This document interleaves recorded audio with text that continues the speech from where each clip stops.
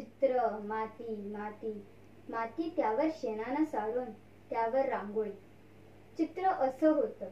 मग तिथे डांबर टाकून सुरू झालंय सगळं. हव्यास हव्यास जळला, अधिक जास्तीचा हव्यास. अंगण व्यावर पुरेना, मग नोकरी धंदे सुरू झाले. नोकरीत पगार पुरेना, धंद्यात नफा पुरेना, मग ते मिळवणं सुरू झालं.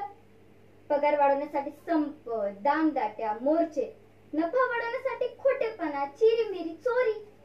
शेवाळ वाढतच गेलं. तलतली फसत गेलं सालं कमळ. छान लिहायची, चित्र काढायची, मग पैसे हवेत. स्थिरता म्हणून बँकेत. बीकॉम पर्यंत एवढी शिकली, एवढं वाचलं, पण पुढे काय?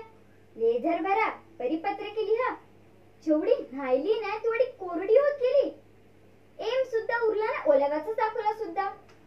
एका रेषेत उभे राहा, एका रेषेत लिहा, एका दमात पदवी मिळवा, एका वर्षात कायम व्हा, एका इच्छेसाठी लग्न करा आणि ती दुहेरी करण्यासाठी मुलं जन्माला घाला. एक एक करून अनेक गोष्टी करा आणि मग एकदम मरा. म्हणजे एकाकडून एकीकडे एकटं जायचं, एकटं यायचं आणि मग मध्ये साला जीव घेणा प्रवास. साला सरळ नको का? साला मनासारखं नको का? अरे मग ठरवलं ना सगळ्यांनी, नियम करायचे, पाळायचे, मग मोडाची घाई का? सगळ्यांनी मिळून खायचं की सर्वांचं आपणच खायचं?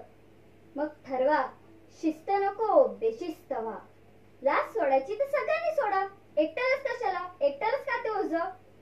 जगू आणि जगू द्या. हा जर नियम नको असेल तर सगळ्यांनी मिळून ठराव करा आणि मग म्हणा, मारू आणि मारूया, सगळ्यांना मारूया, संपून टाकूया सगळं आणि सांगूया विधिथेला, नाही आवडला तुझा खेळ.